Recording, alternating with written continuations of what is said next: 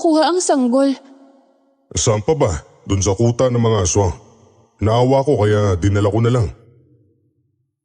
Ang batang yan, anak ng halimaw.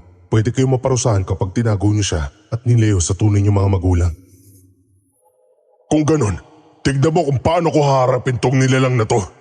Dumaan ka muna sa akin bago mo makuha ang bata!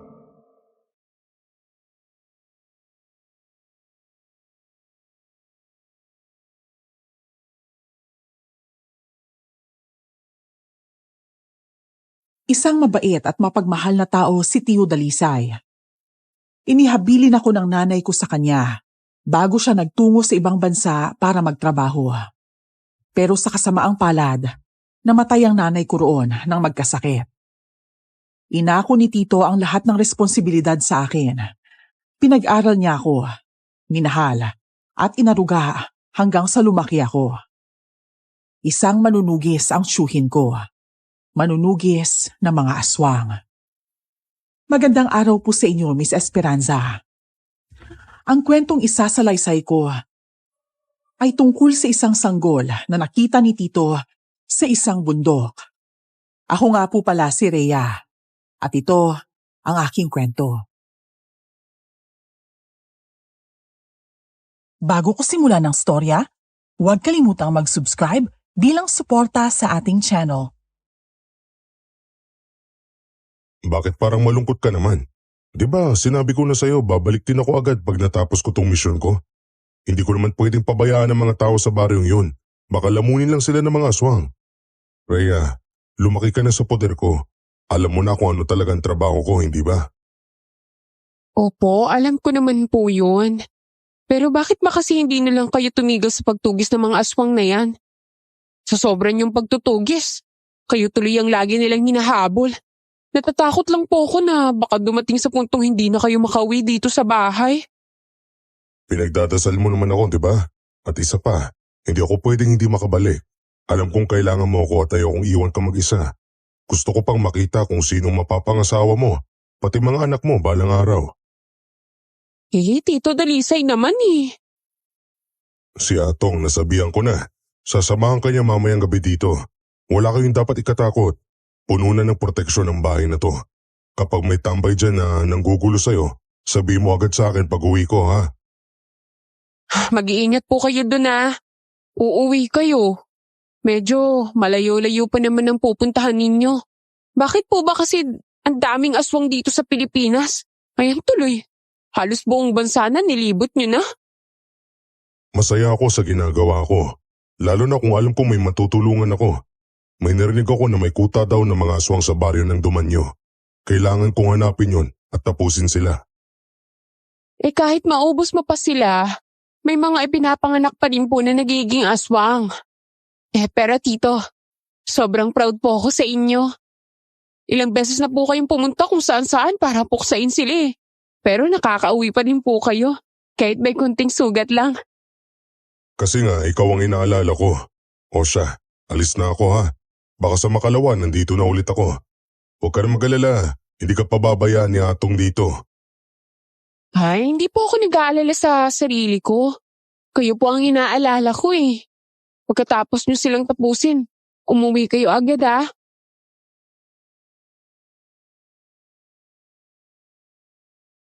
Niyakap ako ni Tio Dalisay bago siya umalis ng bahay. Kapag umaalis siya, si Atong na pinsan ko ang kasama ko. Parang ama na talaga ang turing ko kay Tio. Madalas akong nagagalit sa kanya kapag umaalis siya. Pero wala rin akong magawa dahil lagi niyang inuuna ang tungkulin niya. Makalipas ang 3 araw, inaabangan ko na ang pagdating ni Tio. Sobrang nag-aalala ko dahil ang sabi niya sa akin, 2 araw lang daw siyang mawawala.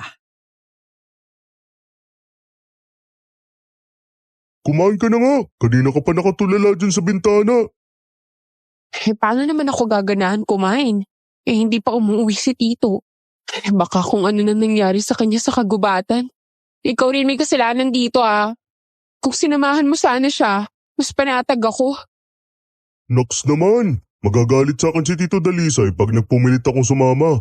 Kilala mo naman yung tao. Ayaw niya nang may inaalala, mas gusto niyang siya lang mag-isa. Sabi niya sa akin 2 araw lang siya mawawala eh.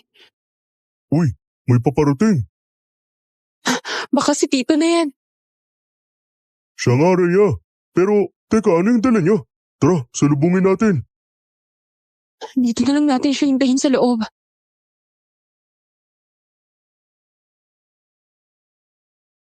Naghintay kami sa may pintuan.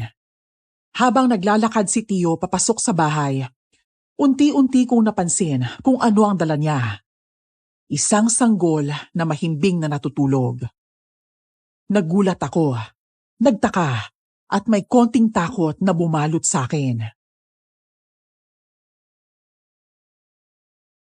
Saan niyo po nakuha ang sanggol? Saan pa ba? Doon sa kuta ng mga aswang.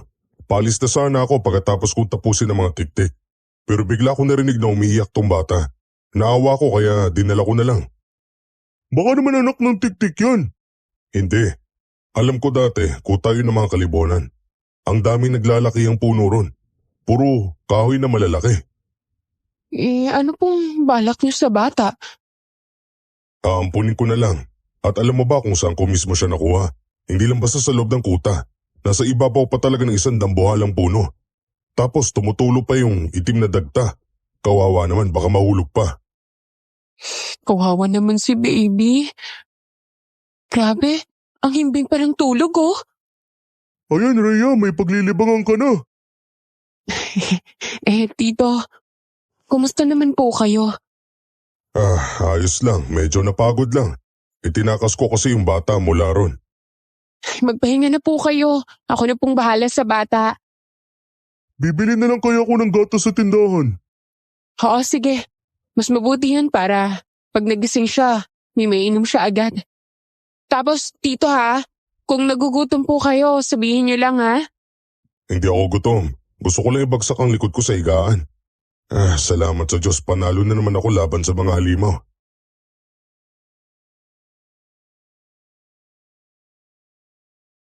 Nakakatuwa ang bata. May kakaiba siyang aura. Yung tipong, paglaki niya, siguradong gwapo at malakas ang dating. Hinala ko siya sa baryo namin at halos lahat napapahinto para tumingin. Nag-uusisa sila kung sino at saan nanggaling ang sanggol. Pero inilihim ko kung saan siya natagpuan ni Tio. Pero natatakot ako dahil habang lumilipas sa mga araw, parang biglang nanghihina si Tio Dalisay. Dinalhan na lang po kita ng pagkain. Hindi ka pa po kasi bumabangon mula kaninang umaga dyan sa higaan niyo eh. Ano po ba talagang nararamdaman niyo? Ewan ko ba. Parang hindi na magkadugtong yung mga buto ko. Tapos ang katawan ko parang papel pero ang bigat-bigat. Siguro sobrang napagod ako sa pakikipaglaban sa mga tiktik na yun. Kaya nga po sinabi ko sa inyo eh. Itigil niyo na po yung pagtunggi sa mga aswang. May edad na po kayo. Iba po yung dati na mas bata pa kayo noon. Kamusta naman ang sanggol? Nasa kwarto ko po. Kasama niya po si Atong. Alam niyo po, ang daming natutuwa sa kapugian ng batang yun. Kaya ako nga siya dinala. Alam kong gwapo eh. Kawawa naman kung mauwi lang siya sa tiyan ng aswang. Sandali lang po ah. Kumain na muna po kayo dyan. Baka nagugutom na po yung sanggol na napulot niyo.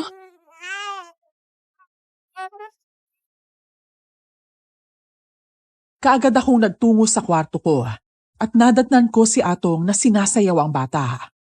Aliw na aliw pa siya habang nakangiti. Pagkakita niya sa akin, agad naman niyang iniabot ang sanggol sa akin. Bigla na lang umiyak, parang sinasaktan. Hindi naman inaano. Iniistorbo pa ako sa pagkain ko ng santol. Grabe ka kung makapagsalita ka naman sa bata, parang kalibel mo lang. Natural baby yan.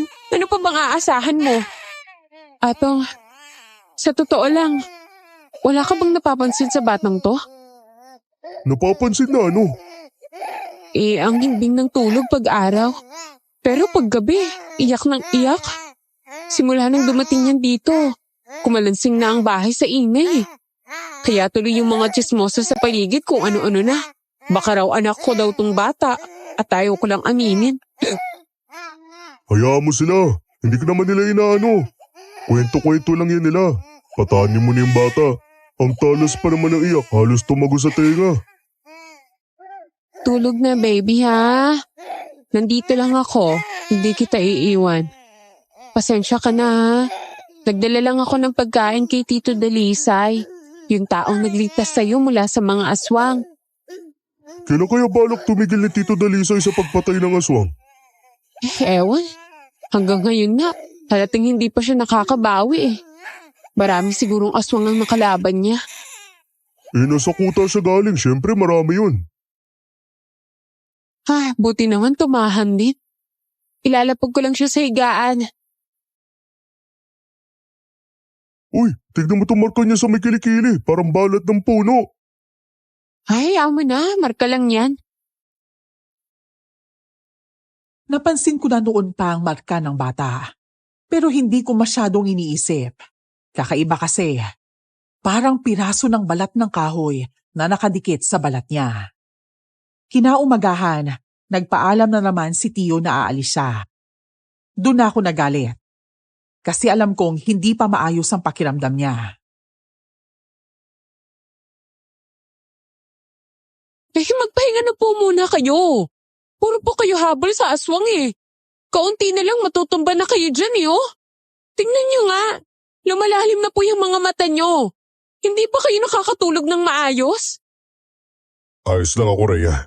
Ikaw talaga, para mo na akong batang minomonitor. Ang alalahanin mo, yung sanggol na dinala ko. Maya-maya, iiyak na naman yun. Pagkatapos po nito, pwede po bang magpahinga muna kayo? 1 linggo pa lang po ang lumipas mula nang pinatay niyo yung mga tiktik sa kuta nila eh. Alam ko po na gusto niyo pong iligtas sa mga tao. Pero huwag niyo naman pong hayaang pati sarili niyo ay mapahamak. Magpapahinga naman talaga ako. Tatapusin ko lang tong panghuling misyon ko. Oo nga pala, dumating na dyan si Annabel, yung nobyo ni Atong na kasing edad ko lang. Iba din talaga tong si Atong eh. Yung iba hanap dalaga. Siya, medyo makunat-kunat na ang gusto.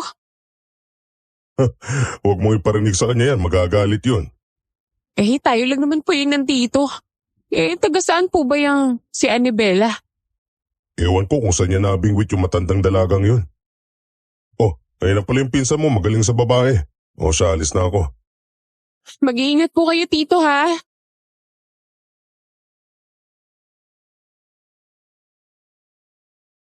Niyakap ko si Tio at ganun din ang ginawa ni Atong. Kagaya ng palaging ginagawa ni Tio, sa kagubatan siya dumadaan para daw medyo malapit papunta sa ibang bayan. Kaagad ko namang inusisa si Atong tungkol sa kanyang kasintahan.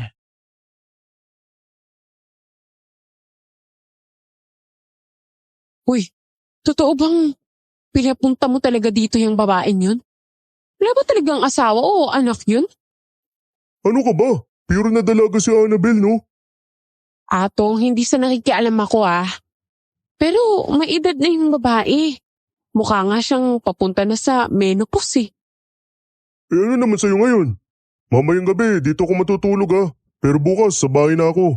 Bahala ka na mag-isa rito. Kawawa naman si Annabel kung iiwan ko siya mag-isa sa bahay. Oo na. Alam ko naman na ayaw mo na akong samahan. Napipilitan ka na lang.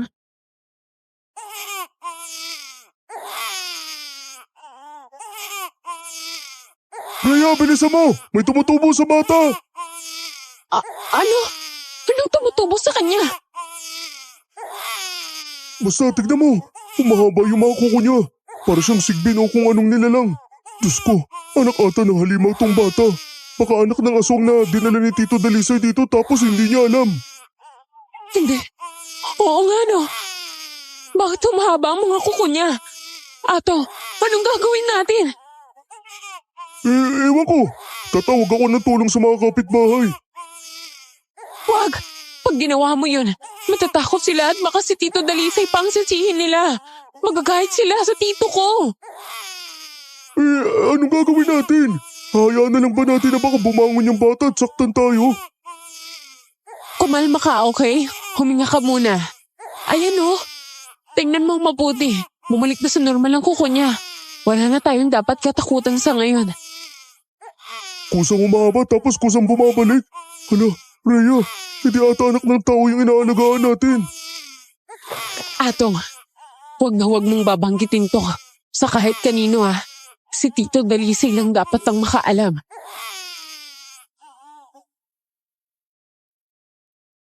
Sa araw, masasabi kong normal ang kilos at gawi ng bata. Pero sa gabi, tila may kakaiba talagang nangyayari. Isa na doon, ang halos madaling araw na siyang natutulog. At panay, palingalinga sa paligid. Parang may alam na ito sa paligid. Hanggang sa dumalaw sina Annabel at Atong sa bahay. Nakita kong tinititigan ni Annabel ang bata, kaya hinila ko si Atong para malaman kung may binanggit siya sa babae. Hindi ko sinabi sa kanya yung natuklasan natin. Siyempre alam ko matatakot siya. Kung ganun, bakit ganyan siya makatitik sa bata ha? Aba, ewan ko. Baka nagwapuan lang sa bata kaya ganyan. Pero ganito pagbalik ni Tito, sabi mo agad sa kanya yung nakita natin. Para malaman na natin kung anak ba yun ng normal na tao o aswang. Ang kinatatakutan ko pa baka tiyanak yan. Kung tiyanak yan, matagal na dapat tayong patay no? Walang tiyanak na nagpapalipas ng linggo na nagpapaalaga sa tao. Anong pinag-uusapan nyo? Wala. Ang gwapo lang talaga ng bata, di ba? Oo, gwapo nga. Rhea, wala ka bang napapansin na kakaiba sa kanya paggabi? Kung ako sa'yo, itaboy mo na yung bata. Isauli nyo na kung saan nyo kinuha. Hindi yan normal. May dala siyang sumpa. Paano niyo naman po nalaman? Tingnan mong balat niya. Balat niya ng matandang puno. At yung mga mata niya, may pulang liwanag. Ay, dali mo siya sa labas. Painitan mo yan sa araw. Tanghali na po kasi bukas na lang po. Ay, malas ang batang yan. Anak yan ng aswang. Annabel, sigurado ka ba dyan? Sigurado ako. Kapag naliliwanagan ang mukha niya, iyak siya ng iyak. Halimaw yan! Halimaw! Atong, samahan mo ako dito habang wala si Tito ha. Isusumbong kita sa kanya kapag hindi ka dito natulog. Ano? Alam mo naman na nakakatakot ang batang yan Dapat pala hindi na ako pumunta dito kung uunahin mo rin naman ang pinsan mo. Annabel! Hintay mo ako! Please naman, Atong. Natatakot ako mag-isa. Gusto mo bang may masamang mangyari sa akin? Lagot ka kay Tito pag nagkataon. Napakamot naman si Atong sa ulo niya. Simula nang may lumabas na mahabang kuko sa sanggol, doon nagsimulang magbago ang lahat sa paligid. Kada pagdilim, umiihip ang hanging nakakakilabot. Parang may nagmamatsyag. Biglang umiyak ang sanggol habang pinagpapawisan. Alam kong naiinitan siya, kaya pinabuksan ko kay Atong ang bintana.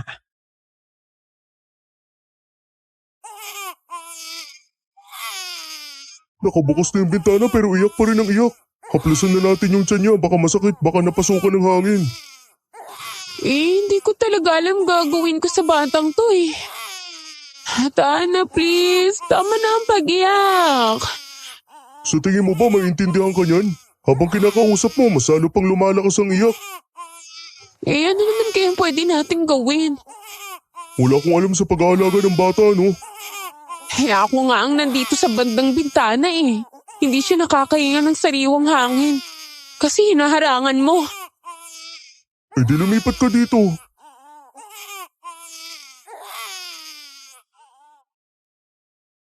Habang nakatayo ako malapit sa bintana, nasilayan ko sa liwanag ng buwan ang isang anino na naglalakad. Paikot-ikot sa paligid ng bahay namin. Bigla akong kinabahan, kaya agad ko yung sinabi kay Atong.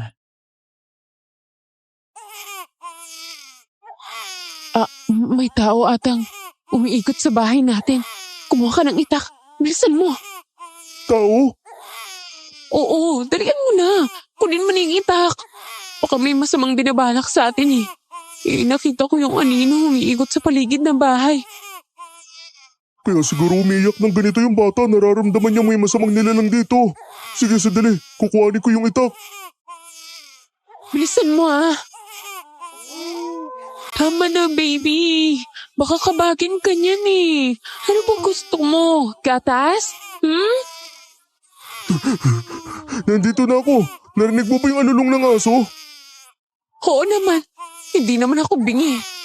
Sabi ni Tito kapag umalalong ang aso, may nilalang daw silang makikita na hindi nakikita ng tao eh. Isara na natin ang bintana. Baka aswang yung aninong nakita mo kanina. Akmang isasara na ni Atong ang bintana nang bigla kaming makakita ng mga matang mapupula. Kumikislap sa dilim. Kulay dugong nakakatindig balahibo. Parang tumigil ang hangin sa sobrang takot namin. Umatras ako at tinakpan ng kumot ang bata. Aswang nga talaga nandito, Rhea. Dapat malaman to ni Tito. Pero paano natin hahanapin si Tito? Hindi pa nga siya umuwi hanggang ngayon eh. Sinasabi ko na nga ba eh. Baka sinundan siya ng aswang mula sa kuta ng tiktik na sinira niya eh. O baka naman yung bata talagang sadya ng aswang dito. Hindi ko siya pwedeng isuko, Ato. Hindi, hanggat hindi bumabalik si Tito. Siya lang ang nakakaalam kung saan galing ang bata. Kung anak ba talaga siya ng tao o aswang. Magmamanman muna tayo sa paligid. Ang problema, baka bigla tayong lusubin dito sa loob. At yung bata parang walang balak tumigil sa pag-iyak eh. Ay, bakit pa ang lakas ng iyak niya ngayong gabi? Ang boses ng bata, yan ang umatak sa mga aswang. Kaya sila pumaparito. Ang delikado. Mas malapit na sila kaysa iniisip natin.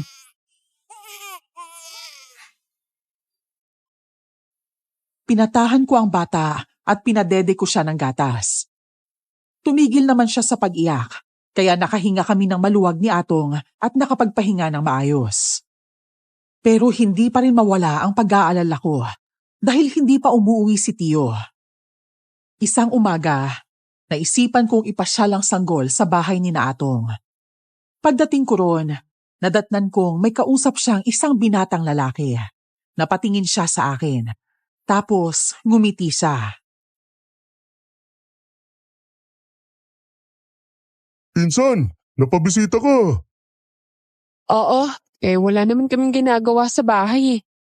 Tsaka, dinala ko na rin tong sanggol para mainitan sana ng araw. Pero pag nasinagan ko na siya, aba, iyak nang iyak. Kaya tinakpan ko na lang ulit. Anak mo ba yan? Hindi, pamangkin ko. Pati pamangkin na rin ni Ato. Oo nga pala, Insan. Siya si Arman. Batang kaibigan ko na lumapit dito sa baryo nung nakarang linggo. Nakalimutan ko pang sabihin sa'yo. Arman, si Rhea. Yan, dalaga pa. Ayos yan kasi binata rin ako. Pero Atong, bakit parang umalis bigla yung kasintahan mo? May pinag-awayan ba kayo bago ako dumating? Umalis si Ate Annabella? Oo, pero babalik naman yun. Kakalis lang niya bago dumating si Arman. Baka pumunta lang sa mga kaibigan niya, may kipagkwentuhan. Pwede ko bang hawakan yung sanggol? Oo naman. Para makapagpahinga naman tong braso ko. Mabigat na siya eh. Ang bilis lumaki. Nung una ko siyang inalagaan, parang bagong silang lang talaga. Buti naman, kahit wala kang karanasan na alagaan mo siya ng maayos. Sino bang kasama mo sa bahay niyo? Ako lang. Umalis kasi si Tito pero babalik din siya. Paggabi naman si Atong ang kasama ko. Ganun pala. Kaya nga minsan nawawalan na ako ng oras para kay Annabel. Kada gabi dito ako kay Rhea. Hindi ko naman pwedeng pabayaan yung pinsan ko, magagalit pa si Tito. Ang batang yan, anak ng halimaw. Kailangan niyong isauli siya kung saan niyo siya nakuha. Pwede kayong maparusahan kapag tinago niyo siya at nilayo sa tunay niyong mga magulang. Anak ng halimaw? Oo, posibleng hindi niyo alam, pero halata sa itsura niya. Normal batang niyo dyan. Tignan niyo, iba yung mata niya. Hindi lang ikaw ang nagsabi niyan. Si Annabelle ganun din ang sinabi sa amin. Ilayo niyo siya para sa ikakabuti niyo. Kung hindi, baka siya pa mismo magdala ng kapahamakan sa buhay niyo. Mas malala pa, baka siya pa ang pumatay sa isa sa mga miyembro ng pamilya niyo.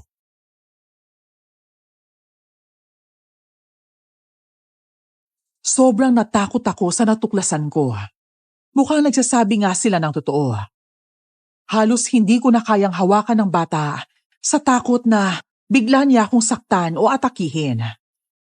Hinayaan ko na lang siyang umiyak kahit sobrang naaawa ko sa kanya. Sa araw na yon, dumating si Tio Dalisay. Lahat ng sinabi niya tungkol sa bata, sinabi ko rin kay Tio. Nandun din si Atong sa bahay para marinig kung ano ang sasabihin ni Tio. Totoo pong sinasabi ni Rhea. Hindi lang iisang tao ang nagsabing malas ang batang yan, dalawa na po. Hihintayin pa ba natin na tayo pa mapahamak bago tayo gumawa ng paraan? Tito, saan niyo po ba talaga napulot ang batang to? At bakit kakaiba ang balat niya? Sa tingin ko po, may ibig sabihin yung marka niya eh. Pagod na pagod ako pero yun ang isasalubong niyo sa akin. Ilang beses ko bang sasabihin, Rhea? Galing yung bata sa kuta ng mga aswang. Nakasabit siya sa puno na may itim na dagta. Umiyak siya ng malakas kaya tinulungan ko. Tinakbo ko papunta dito para may ligtas. Pero tito, hindi po kaya anak ng aswang ang batang to? Nakita po namin mismo na humaba ang mga kuko niya saglit lang. Pero humaba talaga. Tapos habang tumatagal po siya dito, nakakarinig po kami ng malamig. Nakakatindig balahibong hangin. Hindi lang po yun. Minsan may nakita kaming pulang mga mata sa kagubatan sa harap ng bintana. Para bang may nakamasid. Parang sinusundan po kayo ng aswang. Alam siguro nilang manunugis kayo at kayo ang nakapulot sa batang yan. Tito, hindi po ata ligtas na alagaan natin siya eh. Napaupo si Tio Dalisay sa tabi ng bata at marahan niyang hinaplos ang mukha nitong mahimbing na natutulog. Kita ko sa kanya ang awa, yung malalim na malasakit na mula pa sa puso. At sa itsura niya, halatang hindi siya naniniwala sa mga sinasabi namin. Hindi niyo po ba talaga pinaniniwalaan ang mga sinasabi namin? Baka naman po tagapagmana ng aswang ang batang yan. At baka siya pang makapatay sa inyo, Tito. Lumapit kayo rito. Pagmasdan niyo ang mukha ng bata. Inosente, tahimik. Masasabi niyo bang may banta siya sa buhay natin? Kung ayaw niyo siyang alagaan, ako nang bahala sa kanya. Hindi po dahil ayaw namin. Gustong gusto ko nga po siyang alagaan eh. Pero natatakot po talaga ako, Tito. Natatakot ka sa isang sanggol? Anong alam ng ganitong kaliit sa pagpatay ng tao? Pero Tito Dalisay, kapag ako na nag-alaga sa kanya, doon ko malalaman kung totoo ang mga sinasabi niyo. Hindi ko sinasabing nagsisinungaling kayo, pero gusto kong ako mismo ang makakita, ang makarinig at makaramdam ng kakaiba kung meron man habang nasa bisig ko ang bata.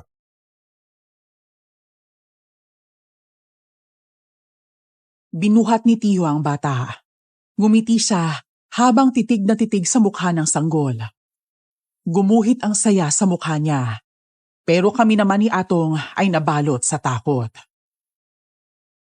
Natatakot ako para kay Tito Dalisay. Baka yung bata, siya pa yung nakatakdang pumatay sa kanya. Ay, hayaan mo na siya, Atong. Darating din ang araw na mapapatunayan niya na nagsasabi tayo ng totoo. Oo, pero pag nangyari yun, baka siya na mismong kumite sa buhay ng bata. Kung tutuusin, may punto rin si Tito eh. Paano nga ba makakapatay ang isang sanggol? Natatakot lang talaga ako dahil sa sinabi ni Arman at ni Ate Annabela. At dahil dun sa paghaba ng kuko ng bata. Mag-iingat na lang tayo. Hindi natin pwedeng pabayaan ng sanggol. Lalo na habang nasa paningin tayo ni Tito Dalisay. Isang mabuting sanggol ang napulot ko. Naniniwala ako, hindi niya ako sasaktan. Wala akong nararamdaman na kahit na anong banta mula sa kanya. Kaya kailanman, hindi ako maniniwala sa mga kwento ng ibang tao. Pinanindigan ni Tio ang kanyang sinabi. Binaliwala niya ang lahat ng mga naririnig niyang kwento tungkol sa sanggol. Nagpaalam siyang aalis ng hapon na yon para bumili ng alak sa tindahan. Saktong nakaalis na siya, merong isang matandang babaeng dumating. Magandang araw, Iha. Ito ba ang bahay ni Dalisay? Opo, dito po. Pero umalis lang po siya sandali. May binili lang po sa tindahan. Babalik din po agad. Kung ganon, hihintayin ko na lang siya. May mahalaga kasi akong ibibigay sa kanya. Sige po, pasok po kayo. Kakilala niyo rin po ba si Tito? Oo, may ipinangako kasi ako sa kanya at ngayon ko na yun ibibigay. May sanggol pala kayo dito? Opo. Si Tito po ang nakapulot sa kanya at dinala dito. Mahilig po talaga kasi si Tito sa mga bata eh. Nakamamangha naman ang batang yan. Halatang kakaiba, ano? Marami nga rin pong nagsasabi. Pero normal naman po siya. Siguro yung itsura lang ang kakaiba kasi gwapo po siya at... ayun na po pala si Tito Dalisay.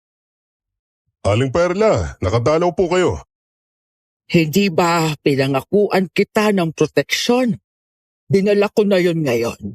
Bilang isang manunugis, kakailanganin mo ito para mas madali mong makilala ang kaaway. Sa gamit nito, malalaman mo kung sino ang aswang sa paligid mo at kung sino ang hindi. Ang mga babaylan mismo ang nagpapatunay. Ang balat ng kahoy na ito ay kayang magtaboy ng masamang nilalang. Ngayon lang po ako nakakita ng ganyan.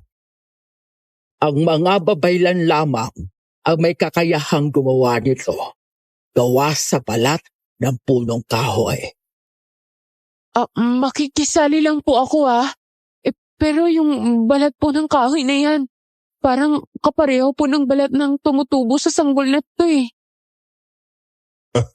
Baka nagkataon lang. Maraming salamat, Aling Perla. Malaki yung may tutulong nito sa akin laban sa mga masasamang aswang. Kung ganun, kaya rin po ba ng proteksyong yan na malaman kung aswang ang isang sanggol? Oo, kapag aswang siya, maaaring masakta ng bata kapag inilapit mo ito. Bakit iniisip ba ninyo na aswang ang sanggol na yan? Hindi po. Si Rhea lang po yan. Ang daming tanong, curious lang po siya sa mga proteksyon nyo. Ganun pala. Sige, kailangan ko na umalis. Nagkita kami sa kuta ng mga tiktik ng pinatay ko. Isa siya sa tumulong sa akin para maubos ko sila. May kakayanan pala siyang pumatay ng aswang kahit ganyan na ang edad niya? Oo, kapag magaling talagang isang nilalang, kahit tumanda sila, dala pa rin nila ang lakas at galing nila. Matanda nga siya tignan, pero sa totoo lang, mas mabilis pa siyang kumilos kesa sa akin. Tito, bakit hindi po natin subukan? Ilapit natin sa bata yung proteksyon para malaman natin kung masamang nilalang ba ang bata o hindi. Naisip ko na rin yan, Rhea. Sige, halika na. Saksihan natin kung anong mangyayari sa sanggol kung totoo bang may masama sa kanya o wala.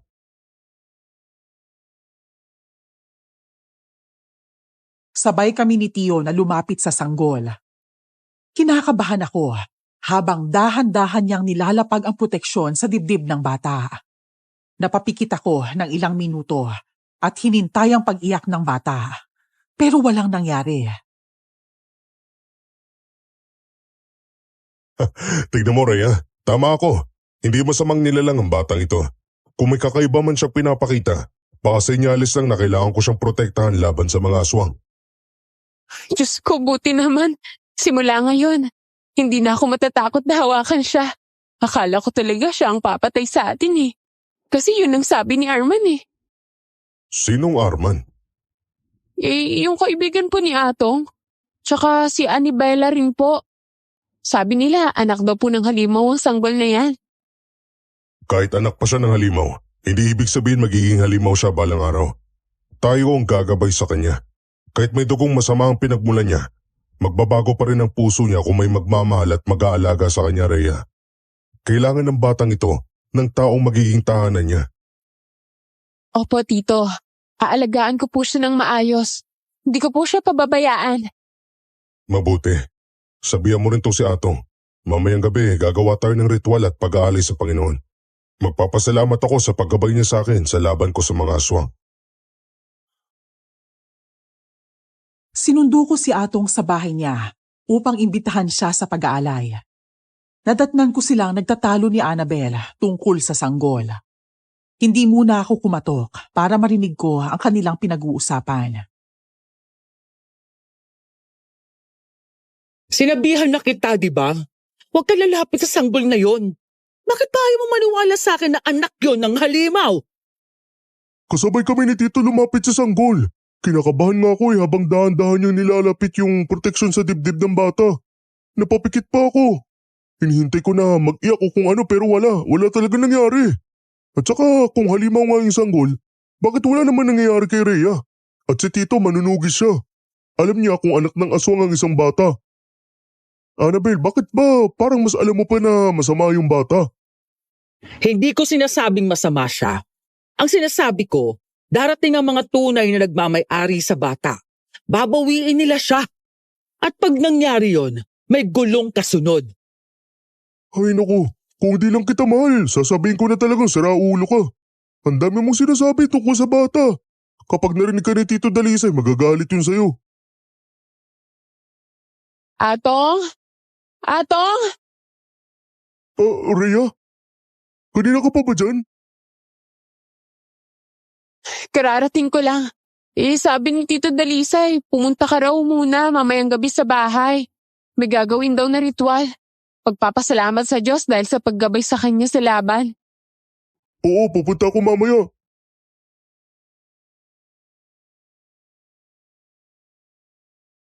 Sinulyapan ko lang si Annabel at agad akong bumalik sa bahay. Pagsapit ng gabi, naghanda kami para sa gagawing alay. Naglatag kami ng mga prutas, saka asin, bilang panangga ni Tiyo laban sa masamang espiritong maaaring manggulo sa ritual. Mahimbing na natutulog ang sanggol ng mga oras na yun. Lumuhod kami sa sahig at nagsimula na si Tiyo sa pagritual.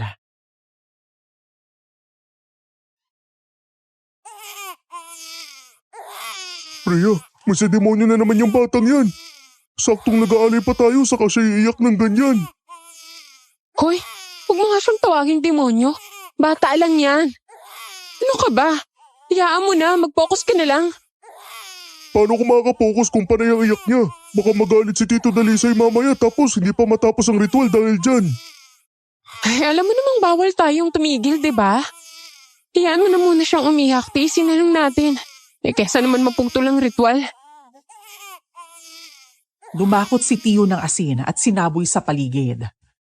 Nakita kong may tumama sa bata, kaya mas lalo itong umiyak. Para talagang nasasaktan. Napahinto si Tiyo sa pagsaboy ng asin at agad niyang binuhat ang sanggol. Hindi ko maintindihan kung bakit ka nagkakaganyan. Ano bang mali sa ginawa ko, ha?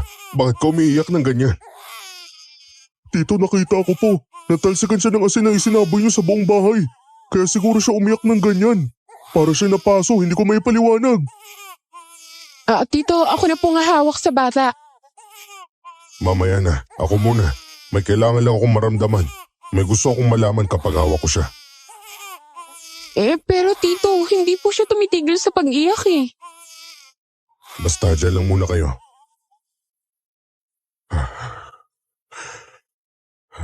Rhea, kunin mo na. Baka mataganan ko siya. Oo po, akin na po siya. Tito, ano po nangyayari sa inyo? Bakit parang nangihina kayo? Dati pagkatapos ng ritual lumalakas pa kayo pero ngayon baligtad. Parang nangihina kayo ng sobra. Hindi ko rin alam. Bigla na lang ako nahilo. Parang luluhod na ako sa bigat ng ulo ko. Masakit, hindi ko maintindihan kung bakit. Tito, baka nasusobrahan na po kayo. Simula ngayon, hindi na ako papayag na dadayo pa kayo kung saan-saan para lang pumatay ng aswang. Isipin niyo po muna ang sarili ninyo. Hindi niyo na kayang ganyan palagi.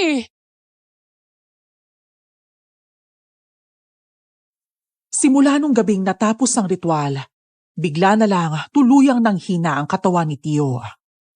Kapag tumatayo siya, nanginginig ang mga paa niya. Para bang mawawala na ng lakas. Hindi naman siya nagkakasakit, pero halatang halata ang panghihina niya. Sobra akong nag-alala para sa kanya. Si Atong naman, pilit siyang hinihikayat na pumunta sa bayan para magpatingin sa doktor. Pero lagi siyang sinasagot ng galit ni Tio Dalisay. Paano pa kayo gagaling kung mas sinusunod nyo pa rin ang gusto nyo? Kami na Rhea halos hindi na makatulog sa kakaisip sa kalagayan nyo. Bigla na lang kayo nang hina ng ganyan. Kung nagkasakit kayo, maintindihan pa namin pero hindi naman eh. Tito, naisip ko lang, hindi kaya sinumpa kayo ng mga aswang na napatay ninyo? Kahit pa isumpa nila ako, hindi sila mananalo. Hindi tumatalab ang sumpa ng aswang kapag patay na sila. Pero ano po ba talagang nangyari sa inyo? Hindi ko nga alam. Bigla na lang, nung isang araw, maayos pa yung pakiramdam ko pero ngayon, parang hinihigop ang lakas ko. Para kung may iniindang sakit ng isang buwan. Pero wala naman po kayong lagnat eh. Tito, mas mabuti po siguro na magpatingin po kayo sa albularyo. Hindi na. Magiging maayos ako. Isa akong manunugis. Tapos pupunta ako sa albularyo. Hindi ba nakakahiya yun? Bakit naman po nakakahiya? Magkaiba naman po ang trabaho ng manunugis sa albularyo. Pareho pong tumutulong. Parang kahit anong sabihin natin, hindi talaga siya makikinig. Ay, oo nga eh. Hoy, tumigil kayo sa pagbubulong-bulungan nyo dyan ha. Baka gusto nyo malintikan kayo sa akin. Yung bata doon, Rhea, alagaan mo. Opo. Ayan na naman po kayo eh. Kapag umiinit ulo nyo, sa amin nyo na naman binubunton. Makukulit kasi kayo. Sinasabi ko nang wala akong sakit pero ayaw nyong maniwala. Hindi na kami nakainik noong mga sandaling yun. Nagpaalam si Atong na uuwi na muna sa bahay nila dahil naghihintay daw sa kanya si Annabel. Nang ako nang may hawak sa batang mahimbing na natutulog, narinig kong tinawag ni Tio ang pangalan ko. Kaya dinala ko ang sanggol sa silid niya. Inilapag ko ang bata sa tabi niya. Wala namang masama ron dahil wala naman siyang kahit anong sakit na nakakahawa. Rhea, ilapag mo nga yung bata sa tiyan ko. Bakit naman po? Ay naku tito, baka bigla po siyang kumilos tapos papasama pa eh. Basta ilapag mo lang. Ayan na naman po kayo eh. Sige na, pumesto na po kayo ng maayos. Ayan, sige. Pwede mo na ilapag. Pero bakit niyo po ba gustong ilapag ang bata sa tiyan niyo? Nagsisimula na naman ako manghina, Rhea. Parang hinihigop ang lakas ko mula sa loob. Po, bakit naman po? Sa tingin ko, may kinalaman talagang sanggol na to kung bakit ako nangihina. Kapag nahahawakan ko siya, nanginginig ang katawan ko. Parang kinukuha niya ang lakas ko. Ang hindi ko maintindihan kung bakit. Kung ganun po, dapat hindi niyo po siya hinahawakan. O di kaya, huwag na po kayong tumabi sa kanya. Nakikita mo naman ng bata habang tumatagal. Lalo siyang lumulusog. Hindi kaya napupunta sa kanyang lakas na nawawala sa akin. Hindi ko rin po alam eh.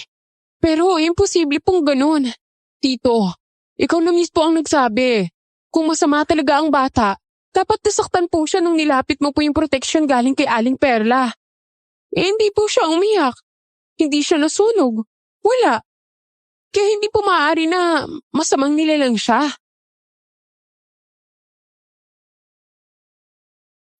Bumuntong hininga si Tio, kaya kinuha ko na ang bata para makapagpahinga siya ng maayos. Pagsapit ng hating gabi, narinig kong umuungol si Tio. Parang may masamang panaginip. Iniwan ko muna ang bata sa kwarto ko at mabilis na tumakbo papunta sa silid ni Tio. Pagpasok ko, nadatnan ko siyang nakapikit. Hingal na hingal. Parang may kinakalaban sa panaginip niya. Tito Dalisay! Gumising po kayo! Tito! Wag! Maawa ka! Tito! Gumising po kayo! Ano po ba nangyayari sa inyo? Ayaw niyo po talagang magising ha? Eto na, para magising ka! Aray, ano ginagawa mo sa kwarto ko? At bakit mo ako sinampal? Paano po tito Panay pong ungol ninyo. Kanina pa po kita ginigising. Hindi ka po talaga tumatayo. Kaya sinampal na lang po kita. Baka po kasi sakaling magising ka eh. Ikuha mo ko ng tubig. Masama yung panaginip ko. Nakakatakot. Hindi ako natatakot sa aswang pero yung nilalang na nagpakita sa akin, ibang dating. Sandali po, Tito. Kukuha lang po ako ng tubig. Nagmadali akong pumunta sa kusina para kumuha ng tubig. Bigla ko namang narinig ang pag-iyak ng bata. Kaya dinaanan ko muna siya sa kwarto bago ako bumalik kay Tio. Pagpasok ko, umiiyak na ang sanggol habang nakatuon ang tingin sa bintana. At doon ko nakita ang isang nilalang na mabilis na naglaho sa dilim. Nanindig ang balahibo ko sa takot. Kaya mabilis kong hinablot ang sanggol at tumakbo papunta sa kwarto ni Tio Dalisay. Rhea, ano nangyayari sa'yo? Tito, may nakita ako. Halimaw sa kwarto ko. Nakadungo siya sa bintana tapos tong bata nakatingin sa kanya habang umiiyak. Tito, baka alam ng aswang na nangihina na kayo kaya nagpaparamdam na sila. Nakita mo bang itsura ng halimaw? Hindi po, pero nakita ko po ang kuko niya. Malaki at matutulis habang nakahawak sa bintana. Nagpaparamdam na nga ang mga aswang. Alam nilang nangihina ako. At hindi lang yon, may dahilan pa sila kung bakit sila lumilitaw. Sa panaginip ko, may nagpakitang nilalang. Babaeng kalahating katawan, kalahating kahoy. Sinabi niyang ang bata ay sa kanila raw talaga. Etong sanggol, Tito? Talaga? Oo, ngayon malinaw na kung bakit may kakaibang hangin tuwing gabi. Anak siya ng biktima ng mga kalibunan. Ano pong kalibunan? Isang uri ng aswang na nakatira sa lumang punong kahoy. Kaya pala nasa puno na may itim na dagta ang sanggol nung makita ko. Doon talaga siya nagpapalakas at nag-aalay. Baka gusto nila siyang ialay kaya pala sinusubukan nilang bawiin ngayon. Ay, Diyos ko. Kailangan natin pabinyagan ng bata sa lalong madaling panahon. Yun ang tanging makakaputol sa ugnayan nila sa kanya. Sige po, Tito. Ako na pong pupunta kay Father. Kukuha po agad ako ng schedule para sa binyag ng sanggol. Kinaumagahan, pumunta ako sa simbahan para makausap si Father. Araw ng linggo noon at sakto namang kakatapos lang ng misa. Hinintay ko muna si Father Romeo na pumasok sa kumbento bago ako sumunod sa kanya. Father Romeo! Rhea, bakit ngayon ka lang ulit nagpakita dito sa simbahan? Akala ko nasa Maynila ka na para magtrabaho. Ay, hindi po, Father. May bata po kasi akong inaalagaan ngayon sa bahay. Sanggol pa lang po siya, kaya hindi ko po talaga maiwan. Itatanong ko lang po sana kung kailan po kayo may libreng schedule. Gusto po kasi ni tatay na binigyan na po ang bata para po mabigyan na po siya ng pangalan at babasbasan dito sa simbahan. Bukas wala akong schedule.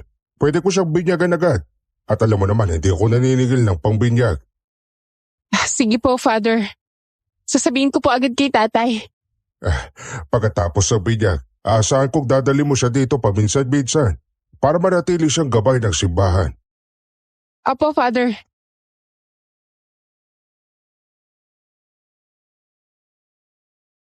Binalita ko kay Tio Dalisay ang sinabi ni Father Romeo. May alaga naman kaming manok, kaya yun ang gagawin naming handa para sa binyag. Sapat na yun para sa amin, dahil mahirap lang naman kami. Pinasuotan ko ng puting damit ang sanggol. Hiniram ko pa yon sa kapitbahay namin. Lalong lumitaw ang kapugian ng bata at hindi namin maisip kung saan ang galing ang lahi niyang yon.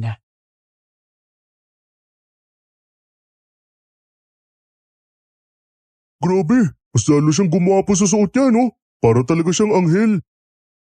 At nasaan naman ang live-in partner mo? Bakit hindi siya sasama sa binyag?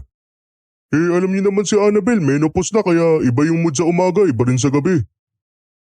Ay, mabuti pa po. Punta na po tayo sa simbahan.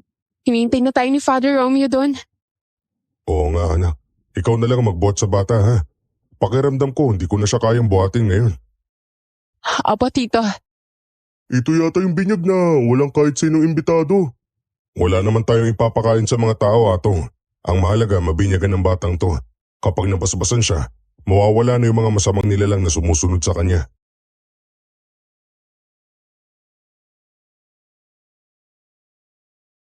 Maaliwalas ang panahon.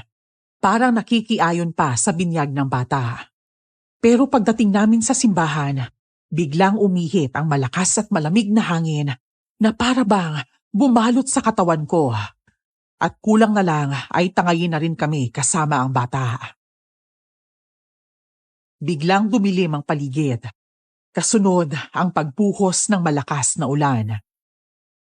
Nasa labas pa kami ng simbahan noon at hindi pa nakakapaglakad papasok.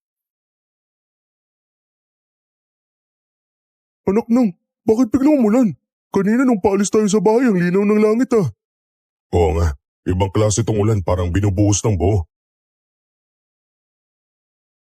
Alam nyo, naisip ko lang hindi kaya taliwas itong ginagawa natin? Para bang pahiwatig na hindi dapat binyagan ng batang hawak ko. Rhea, ganyan talaga ang panahon. Walang tao makakapagsabi kung kailan uulan. Diyos lang ang may kontrol ng lahat. Naiintindihan ko po, pero iba po talaga eh. Yung hangin kanina, parang hindi normal. Ang lakas, parang may kasamang kung ano eh. Ang mabuti pa po, pumasok na po tayo sa simbahan. Baka sinusundan na tayo ng mga nilalang na nakadikit sa bata. Tama ka. Pumasok na tayo. Sana hindi totoo ang hinala ko na makakampo ng kadiliman ng batang to. So, may hinala ka rin? Oo, si Tito lang naman ang ayaw maniwala sa lahat eh.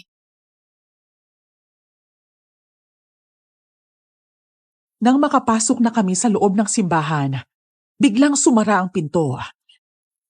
Nagliyab ang mga kandila sa paligid at lalo pang lumakas ang ulan sa labas. Biglang lumitaw si Father Romeo sa harapan namin. Tila wala sa sarili habang nakatitig sa batang hawak ko.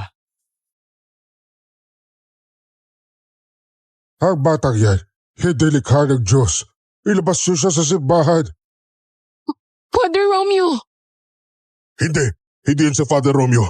Masamang nilalang yan na pumasok sa katawan ng pare. Kung sino ka mang hayop ka, lubayan mo ang katawan ng taong yan. Hindi ko kayo tatantanan hanggat hindi niyo binabalik ang bata. Sa amin yan, hindi siya anak ng lahi niyo. Galing siya sa lahi namin. Ano pinagsasabi ni Father? Diyos ko, pati pare napasukan ng demonyo. Hindi siya sinaniban. Ginagamitan niya ng sarili niyang espiritu ang pare para sumunod sa lahat ng utos niya. Hoy, kung nasan ka man, halimaw ka. Magpakita ka sa akin, harapin mo ako. Hindi kita kailangan saktan, Delisay. Malaki na ang naitulong mo sa amin. Ang gusto ko lang ang bata. Biglang natumba si Father Romeo sa sahig ng simbahan, kaya agad siyang tinulungan ni Atong para makabangon. Nilapitan naman ako ni Tio at sinabi niyang mas mabuting umuwi na lang kami. Pagkalabas namin ng simbahan, biglang tumila ang ulan at muling sumikat ang araw.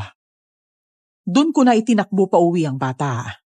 Sumunod sila sa akin at pagdating sa bahay, inilapag ko ang bata sa papag dahil umiiyak na naman siya.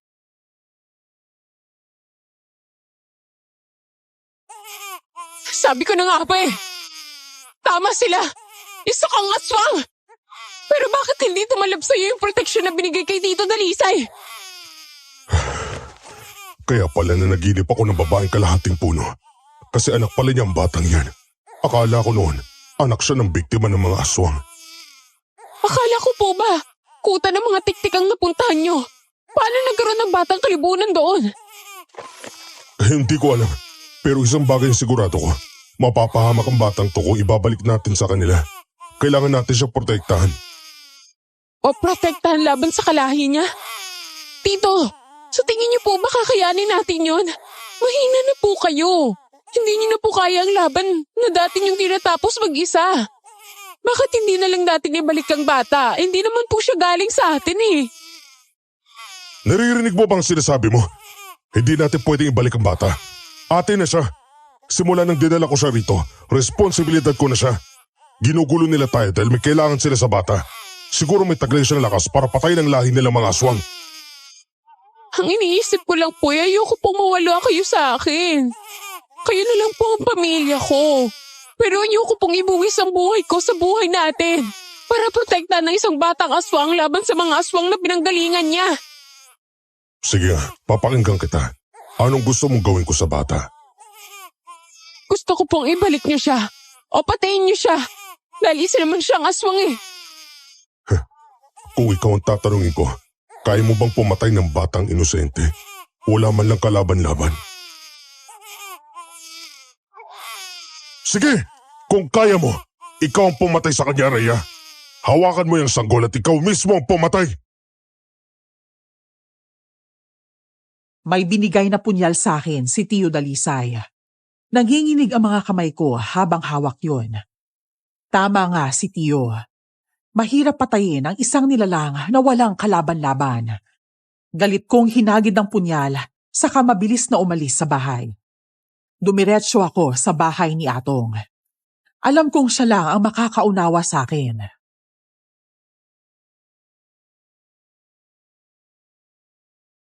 Na paano ka, Rhea? Naku, alam mo ba, naguguluhan si Father. Tanong siya ng tanong kung bakit hindi natuloy ang binyag. Ginawa ko na lang ng kwento. Kako, sumakit yung tiyan ng bata at nahilo si Tito Dalisay. Ang masama pa, pagbalik ko wala na si Annabel. Ay, nakakainis si Tito. Ipinipilit niyang protektahan ng bata laban sa mga kalahin nitong kalibunan. Ano pa magagawa niya ngayon? Nanghihina na siya. Imbis na maligtas ang bata, baka lalo pa niyang ipahamak pero ayaw niyang makinig sa akin eh. Rhea, kampo ng demonyo ang batang yun. Kung ako si Tito, isasauli ko din sa mga aswang. Pwede pa tayong mapahamak sa ginagawa niya. Kaya nga, pero ano magagawa ko? Kung ano ang gusto niya, yun ang paninindigan niya. Kilala mo si Tito. Napamahal na talaga siya sa sanggol. Intindihin mo na lang. Sa tingin ko may iniisip siyang paraan, hindi lang niya sinasabi. Sana nga eh. Sana may tamang dahilan siya. Pero feeling ko, alam ng mga aswang na kahinaan niya ang bata eh. Kaya siguro sila nagpapakita. Parang pain kay Tito. Kailangan ka ni Tito ngayon. Huwag mo siyang iiwan lalo na't nangihina siya. Umuwi ka na sa inyo. Ako naman susuyuin ko lang si Annabel. Teka, may tampuhan naman ba kayo? Lagi naman. Siguro dahil menopause na siya kaya ganyan. O ayan, galing mismo sa'yo ah. Pero kung sa bagay, ang pagpamahal wala naman yun sa edad eh. Kung siya talaga ang nakatanda na para sa'yo, di siya na yun. Umuwi na ako sa bahay at nadatnan ko si Tio Dalisay na nakaupo sa sahig habang pinagmamasdan ng sanggol na umiiyak. Nakaramdam ako ng awa para sa tiyuhin ko. Lumapit ako sa sanggol at kaagad siyang binuhat para patahanin.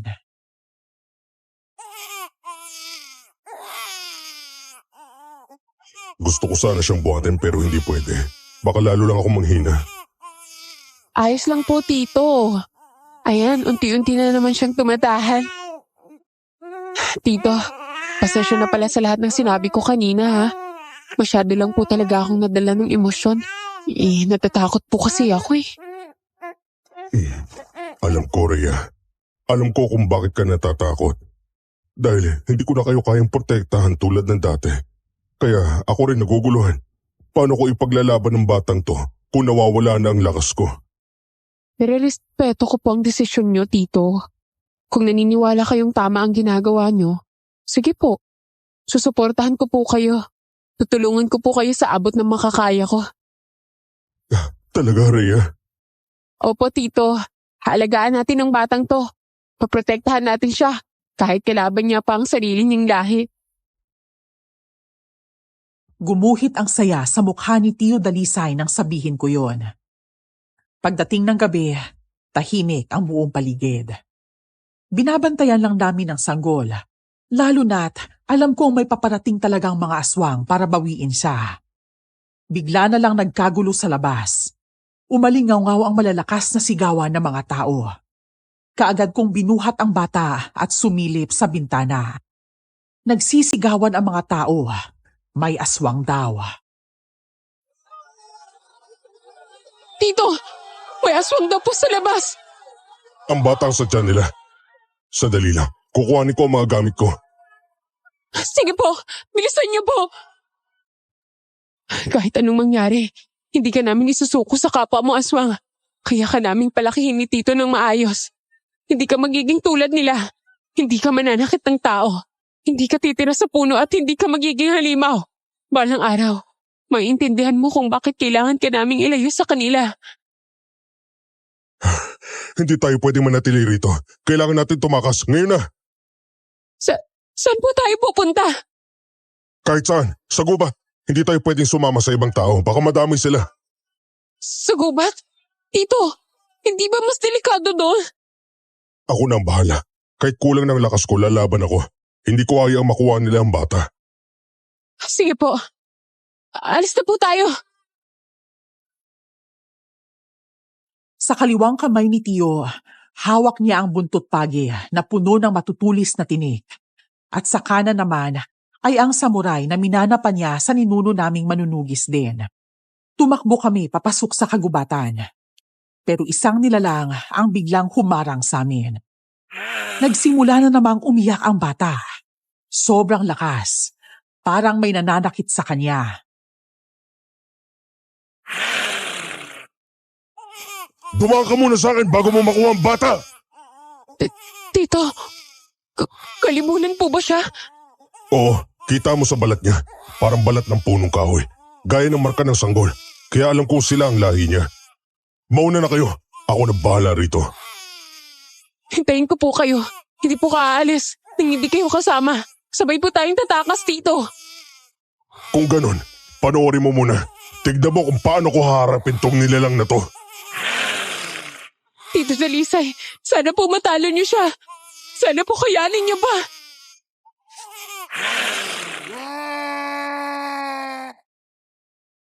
Inatake ng aswang si Tio Dalisay. Nakailag si Tio, pero hindi ganun kabilis. Nakalmot ng aswang ang kamay niyang may hawak na samurai, kaya nabitawan niya ito. Mabilis naman niyang inihampas ang buntot pagi sa aswang. Dahilan ng pag-angil nito. Pero sumugod pa rin ulit. Habang naglalaban sila ng syuhin ko, maingat kong inilapag ang bata sa lupa.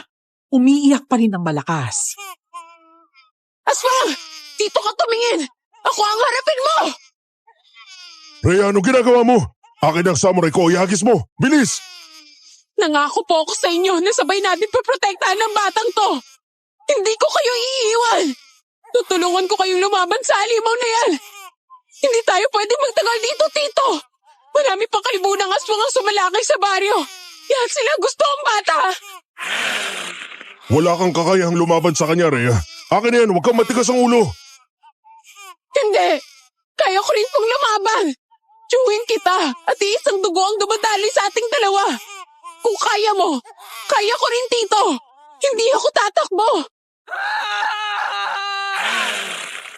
Sinalakay ko ang aswang gamit ang samurai ni Tio Dalisay. Sumugod din si Tio para paluin ang aswang gamit ang buntot pagi. Pero mapilis itong umiwaw. Bigla namang humarurot ang halimaw papunta sa bata. Malakas ang kutob ko na hindi ito nandito para makipaglaban. Ang pakay niya ay ang sanggol. Buong lakas kong inihagis ang samurai papunta sa aswang at tumama ito sa batok niya. Bumaon ang talim at agad siyang tumumba sa lupa.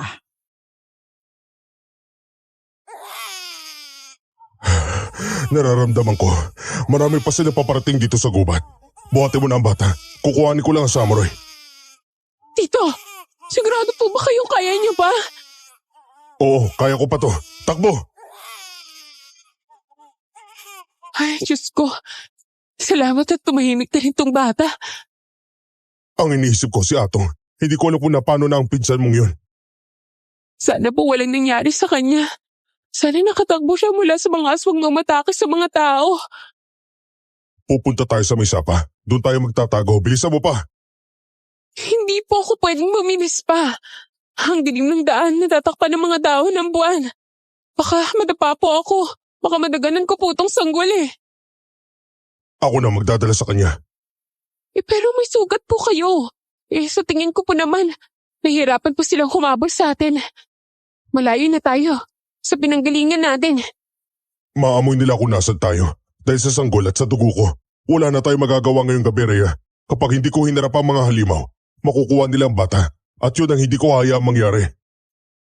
Kung ganun, ano pong gagawin niyo? Kung kailangan kong ipalit ang buhay ko para sa batang to, gagawin ko. Ayoko lumaki siya kagaya ng lahi niya. Tito Dalisay naman Hindi ako papayag na mawala kayo sa akin. Mas masarap kasama ang bata kaysa sa kagaya kong ganito na. Tito, yung proteksyon. Nasaan yung binigay sa inyo ni Aling Perla? Gamitin natin, baka matabay po sila. Nandito sa bulsa ko. Pero ang pinagtataka ko, bakit nakalusot ang aswang na yun kung talaga epektibo? Mukhang inuuto yata ako ng matandang yun. Tito, dito na muna tayo. Hindi ko na po kayang tumakbo Ilabas niyo na po yung protection. Baka sakaling ngayon pa lang siya umubra. Kapag suot niyo. Inilabas ni Tio Dalisay ang kanyang proteksyon at agad niya itong isinuot. Biglang kumislap ang alumetong. Umaasa kami na gagana ito para hindi na kami sugurin at sundan pa ng aswang. Haya naman po pala, Tito Dapat kanina po po ninyo yan sinuot. Gumagana rin pula talaga. Sana nga. Sana itong pakinang na to ay senyalis na tinataboy niya masamang nilalang. May mga proteksyon na hindi naman kailangang isuot para gumana. Kahit nasa bulsa lang, basta hawak mo umaandar na. May tiwala ka naman po kay Aling Perla, di ba? Meron. Pero ngayong gabing to, malalaman ko kung tunay ba siya mapagkakatiwalaan. Magpahinga po muna tayo kahit sandali. Kawawa po yung bata. Nakatulog na lang sa kakaiyak. Baka gutom na rin po Wala tayong nadalang kahit bote ng gatas dahil sa kakatakbo natin mula sa mga aswang kanina. Umupo ako sa ilalim ng malaking punong kahoy habang kalong-kalong ko pa rin ang bata. Bigla na lang sumigaw si Tio ng malakas. Napaatras ako sa takot nang makita kong may mga ugat ng kahoy na lumalabas mula sa suot niyang alumetong. Gumagapang yun sa buong katawan niya. Diyos ko! Tito! Ano nangyayari? Bakit po may mga ugat na lumalabas dyan? Tubarin niyo yan! Baka masakal po kayo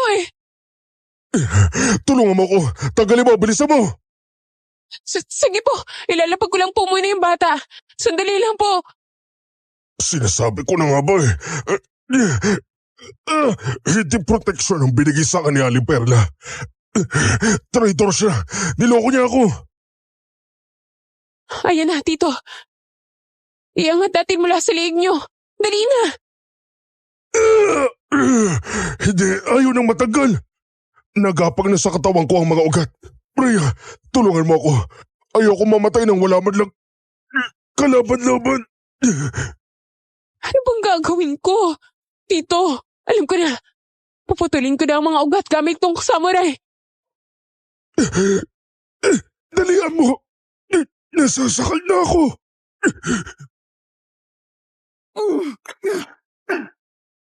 Pinupuluputan na ng mga ugat ang buong katawan ni Tio Dalisay.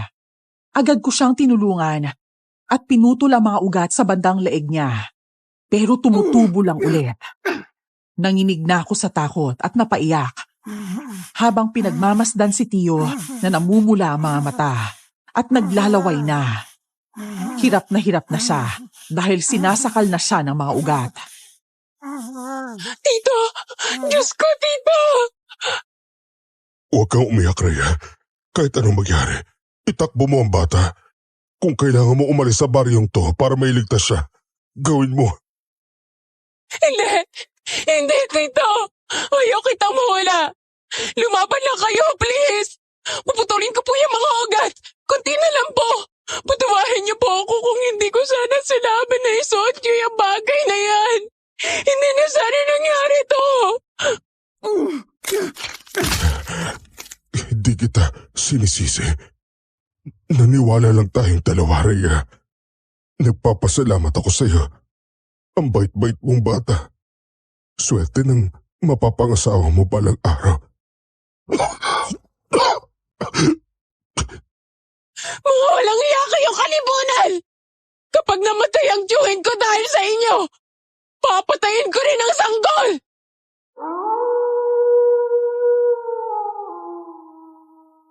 Umalingaw-ngaw ang malakas kong sigaw sa buong gubat.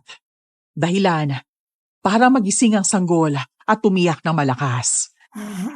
Si Tio, unti-unti nang nawawala ng hininga. Bigla namang may isang nilalang na dumating at may kung anong isinaboy kay Tio. Kaya biglang naglaho ang mga ugat na pumupulupot sa kanya. Mabuti na lang at nadatnan kitang ganito. Dalisay, ayos ka lang ba? Ayos lang ako. Paano mo kami natuntun dito? Narinig ko ang sigaw ni Rhea. Alam po kayo ang sinusundan ng mga aswang. Ang mabuti pa, hubarin mo na yung akala ninyong proteksyon. Hindi yan totoo. Niloko ka lang ng matandang yon. Ate Annabel, paano po? Ninyo nalaman na galing sa matandang yun yung alimento na suot ni Tito. Nakita ko siya nang pumunta sa inyo. Sinabi ko na kay Atong na aswang ang matanda pero ayaw niya maniwala. Sinabi ko rin sa kanya na ipaalam niya ang lahat sa inyo pero ayaw na raw niyang makialam. Lalo na't hindi niya alam na isa akong manggagamot. Manggagamot ka po? Oo. Kaya ako nasabi agad na hindi normal ang batang yan dahil ramdam ko. Anak yan ng kalibonan at siyang susunod na hari ng kanilang angkan. Halika, Rhea, tulungan mo akong paupuin ang tito mo. Diyos ko, kung hindi ka dumating, baka napatay na ako ng mga ugat na yun. Talagang papatayin ka nila, Dalisay. Dahil kinuha mo ang bata. Totoo na gusto nilang ikaw ang makakuha sa sanggol, pero hindi para alagaan mo siya.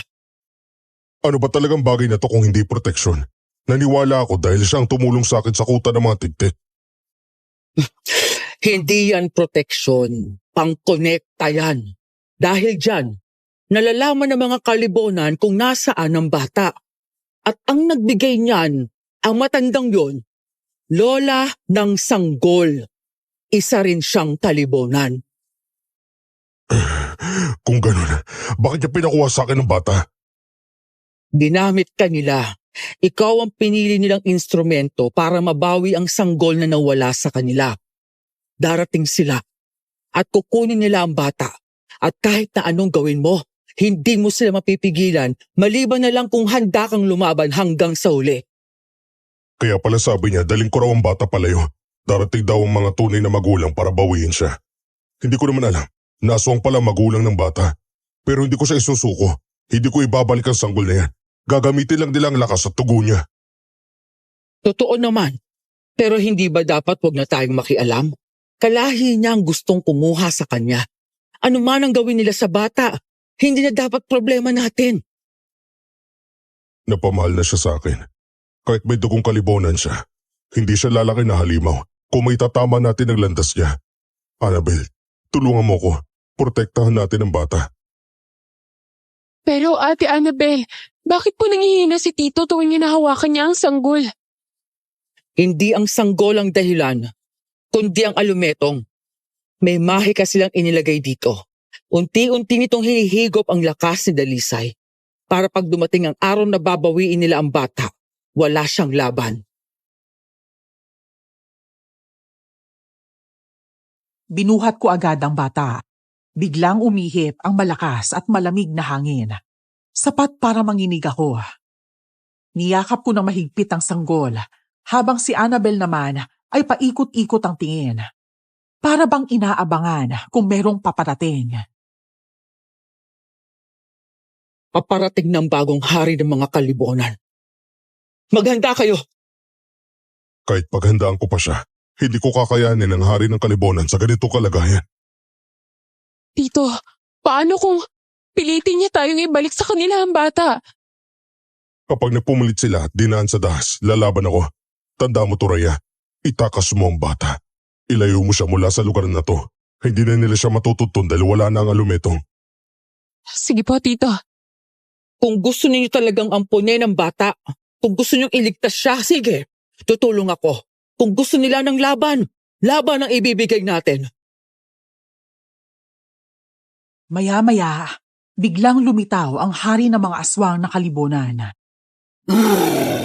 Napaatras ako sa gulat nang ipakita niya ang tunay niyang anyo. Si Arman, siya pala ang ama ng batang kalong ko. Akin na ang anak ko. Sobra ng panong hinayaan kong alagaan mo siya. Kahit kayo lumalaki na siya, babawiin ko na. Hindi mo na kayang suportahan ang pangangailangan niya. Anong akala mo sa bata? Tuta? Hindi naman ganun. Binabawi ko lang ang anak ko dahil may tungkulin siyang dapat kampanan sa aming lahi. Hinahanap siya ng buong pangkat. Hindi kita kalaban, manunugis. Napamahal na sa akin ng bata. Hindi ko siya isusuko. Ikaw ang may kasalanan kung bakit nawalay sa iyo ang anak mo. Tapos ngayon, minahal namin at inalagaan na maayos. Gusto mo nalang bawiin? Kaya pala sinabi mo sa akin noon na anak ng halimaw ang bata dahil halimaw ka rin pala talaga. Hindi kami nananakit ng tao. Sinungaling! Mapanlin lang kay mga kalibonan. Galing ako sa kabilang bayan na ginagambala ninyo. Marami kayong pinapatay na inosente doon. Dito lang kayo hindi nang bibiktima dahil alam ninyong hawak ng manunugis ang anak ninyo. Sobra ng satsat nyo. Akin ang anak ko. At kung hindi ko siya ibigay, anong gagawin mo? Kagaya ng sinabi ko, hindi tayo magkalaban. Pero kung hindi mo ibabalik ang anak ko, mapipilitan akong paslangin kayo. Ang dali para sa'yo magsabing papaslang ka ng tao dahil gawain mo na yan. Tama si Dalisay. Hindi dapat isuko ang bata. Magkakaroon siya ng kakaibang kapangyarihan kapag lumaki. Kapangyarihang kayang alipinin ng tao. Mas mabuti pang manunugis na magpalaki sa kanya kaysa sa lahi nyo. Hindi! Nakuha na niya ang lakas ng isang manunugis, kaya kailangan ko siya sa aming angkan. Hayop ka! Hindi kayo mababait. Ginamit niyo ang bata para pahinain ako. Ganun na nga. Kung ganun, gagamitin ko ang natitira kong lakas. Kahit kakapiranggot na lang, laban sa'yo. Lalaban talaga kayo. Sige, pagbibigyan kita.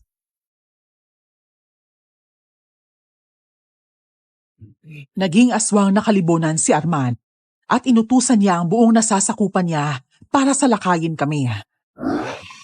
Agad akong nagtago sa likuran ni Annabel at Tio Dalisay, pero pilit pa rin nilang inaabot ang bata. Hinarap ni Annabel at Tio Dalisay ang mga aswang, handang pigilan ang sinumang lalapit sa amin. Ako nang bahala sa haring aswang. Ikaw ang dumiretso sa mga nasasakupan niya. Sige na, sana manig tayo sa laban na to. Ayan na, yung matandang ng uto sa'yo. Pagpapayarin ko siya sa ginawa niya. Niloko niya ako. Simulan na ang laban. Mga alipin, patay na mga hangal na yan. Bawiin natin ang sanggol. Ang aking anak. Hinanda ni Tio ang kanyang mga armas para salubungin ang mga aswang. Samantala, tumalon si Annabel para habulin mismo ang hari ng mga kalibunan. May sandata siyang dala, isang mahabang piraso na gawa sa balat ng kalabaw. Matigas at umaalingaw-ngaw ang tunog sa tuwing inihahampas niya. Tito, ano pang gagawin ko? Diyan ka lang. Huwag ka lalapit dito. Ingatan mo ang bata, Rhea. Huwag mo hayaang makuha nila. Opo, Tito. Kung hindi mo sana kinuha ang lakas ni Tito Dalisay, kaya sana niya tayong protektahan. Laban sa mga kalahi mong sakim. Gagamitin ka lang nila. Kaya kung naririnig mo ako, ibalik mo ang lakas ni Tito. Masyado silang marami, Rhea. Ang mabuti pa, itakas mo ng bata. Pero saan naman po ako pupunta? Hanapin mo yung puno na tirahan ng mga kalibonan. Kailangan mong sunugin yun para mamatay silang lahat. Tito, tingnan niyo. Parang may usok na lumalabas sa katawan ng bata papunta sa'yo. Ang sanggol, binabalik niya ang lakas ko. Naririnig niyo talaga ako. Salamat. Ngayon, mapapatay na ni Tito ang lahi niyong masasama. Naging mas malakas at mas mabilis si Tio Dalisay. Sa bawat hampas niya sa mga aswang, agad silang natutunaw. Pero sa gitna ng laban, napalingon ako kay Annabel. Paulit-ulit siyang kinakalmot ng hari ng kalibunan. Tito Dalisay! Si Ate Annabel! Tulungan niyo siya! Oo na, kami nang bahala rito. Umalis ka na. Hanapin mo ng puno na tirahan nila. Sige po! Tanda mo to, Rhea. Kailangan masunog mo ang puno hanggang maging abo. Kapag naging abo yun, ganun din ang mangyayari sa kanila. Sige po! Tito! Mag-ingat po kayo! Magtulungan po kayo na Ate Annabel! Lumalaban ako ngayon, Rhea. Kaya tigilan mo yung drama mo. Alis na! Mabilis akong tumakbo palayo sa lugar kung saan sila naglalaban. Rinig ko ang sunod-sunod at mabibilis na yabag sa likuran ko. Sigurado akong hinahabol ako ng mga aswang. Kaya mas lalo ko pang binilisan ang pagtakbo. Hindi ko inaasahan na matitisod ang paa ko, kaya bumagsak ako sa lupa. Mabuti na lang at mahigpit ang hawak ko sa bata, kaya hindi siya nahulog o tumalsik. Aray ko! Tulong! Tulungan niyo ako! Tulong! Lumayo kayo sa amin! Kahit anong mangyari, hindi ko isusuko ang sanggol! May tao ba dyan? Atong! Atong, nandito ako! Tulungan mo ako! Nandito na yung mga halimaw! Rhea! Oh, hindi. May mga aswang. Luhain niyo ang pizza ko! Ayun nyo talaga, ha? Ito para sa inyo! Ah! Atong! Tulungan mo ako habang nagwawala pa sila sa abdi! Oo na, halika rito. Ang batang yan, siya talagang punot tulo ng lahat. Huwag mo siyang sisihin! Wala siyang kalam-alam sa nangyayari! Tumakbo na tayo! Ikaw na magdala sa bata! Masakit ang paa ko! Oo na, bilisan mo na kasi dyan. Kailangan nating hanapin yung punong tinutuluyan ng mga kalibunan. Susunugin daw natin, sabi ni Tito Dalisay. Paano natin mahanap yun? Ang lawak ng gubat na to. Gagawin natin ang lahat para mahanap yung mga punong yun. Buti na lang at may dala kang sulo. May magagamit tayo para sunugin natin lahat ng punong bahay ng mga kalibunan.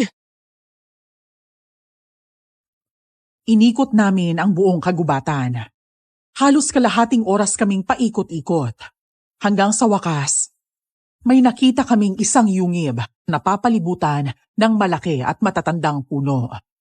Ang balat ng mga punong yun, kapansin-pansin, kamukha ng balat ng sanggol sa bandang kilikili niya. Doon ko agad naisip na yun na ang tirahan ng mga kalibunan. Ayan na! Yan ang tirahan nila. Atong, sunugin mo na! Hawakan mo muna ang bata. Pero sandali, hindi kaya pati ang bata mamamatay kapag sinunog natin ang mga punong tirahan nila? Hindi. Hindi siya nakatira dito. Hindi siya konektado sa punong yan. Gaya ng mga kalibunan. Sige na, Atong! Sunugin mo na! Bilis! Oo na, pero kapag may masamang nangyari sa batang yan, hindi mo ko masisisi, ha? Walang mangyayari sa kanya. Naniniwala ako. Sinindihan na ni Atong ang mga lumang puno ng mga oras na yun. May naamoy akong malansa. Parang nabubulok na kung ano, na galing mismo sa mga punong unti-unting kinakain ng apoy. Pinagmamasdan ko ang bata. Tinitingnan kung magkakaroon siya ng anumang reaksyon habang nagliliyab ang mga puno. Pero wala. Tahimik lang siya at walang nangyayaring kakaiba. Nasunog na natin yung mga puno. Kailangan na natin balikan si Tito Dalisay. Tsaka, hahanapin ko pa si Annabel. Magkasama si Ate Annabella at Tito Dalisay ngayon. Ano? Niloloko nila ako? Siraulo ka ba? Magkasama silang lumaban sa aswang. At FYI, ang nobya mo, isa siyang albularya. Ano? Oo, siya na ang bahala magpaliwanag sa'yo. Tara na, balikan na natin sila. Kailangan nating malaman kung totoong napatay na natin ang kalibunan dahil sinunog natin ang tahanan nila. Bumalik kami sa kinaroroonan ni Tio Dalisay. Pagdating namin doon, Nadatnan namin silang dalawa na inaalalayan ng isa't isa. May mga sugat si Annabel, samantalang si Tio Dalisay naman ay tila walang natamo kahit konti.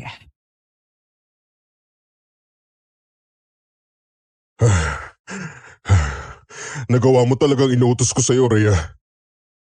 Opo, Tito. Kasama ko po si Adong. Kung wala siya, baka hindi ko po kinaya.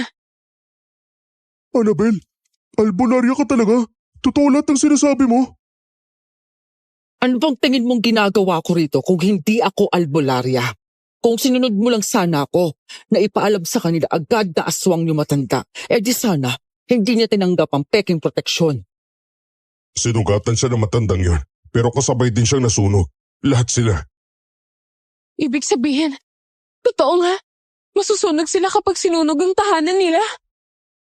Ligtas na tayo sa wakas. Tara na, umalis na tayo sa kagubatan bago pa may sumulpot na iba. Halika na, Annabel. Bubuhatin na kita. Natalo ang mga aswang na kalibunan ng gabing yon. Nakangiti ako habang pinagmamasdan ng sanggol na mahimbing na natutulog. Kinaumagahan, naging normal ang lahat para sa amin. Napakasaya namin ni Tio dahil mapapasamin na ng buo ang sanggol. Pumasyal sina Atong at Annabel sa bahay para kamustahin ang bata. Kumusta na po ang sugat niyo, Ate Annabel? Ayos lang ako. Ginamitan ko na ng langis ang sugat ko. Gumagaan na. Siya nga pala yung bata. Hindi ba siya nasaktan kagabi? Hindi po, nakatulog nga po siya ngayon eh. Mahimbing na mahimbing. Simula ngayon, hindi na magiging normal ang paglaki ng bata. Patay ng lahat ng kalahi niya. Kaya bibilis ang paglakas at paglaki niya. Alam ko naman yun. Pero kahit hindi siya normal, ituturing natin siyang hindi naiiba. At Annabel, salamat sa'yo.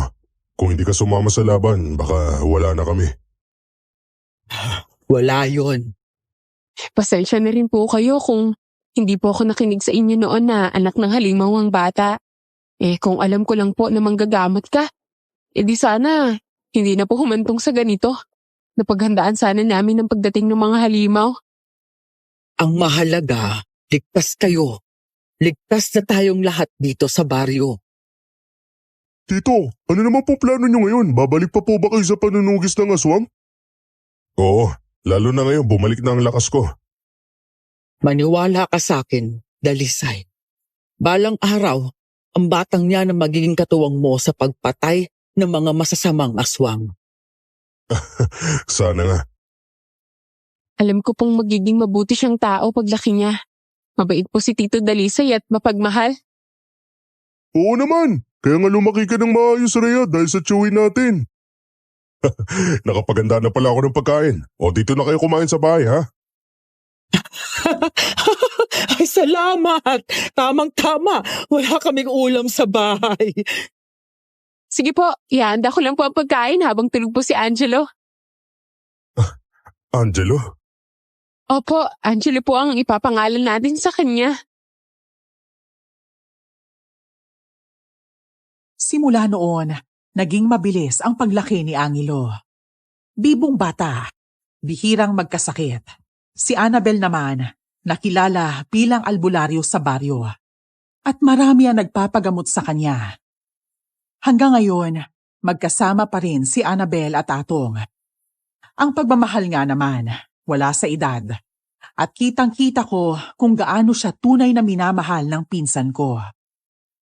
Si Angelo naman ay nasa elementarya na.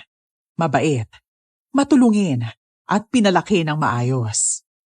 Ako, nagkaroon na rin ng asawa at anak. Pero si Angelo ay itinuturing kong sariling anak. Minahala at inaruga ko siya ng buong puso. Si Tio Dalisay, tumatanda na rin. Pero paminsan-minsan, tinuturuan niya si Angelo kung paano makipaglaban. At sa tuwing pinagmamasdan ko siya, naiisip ko ang batang minsan nang tinawag na halimaw. Siya rin ang magiging tagapagligtas ng mga tao balang araw. Hanggang dito na lang po ang kwento ko. Maraming salamat at more power sa inyong channel.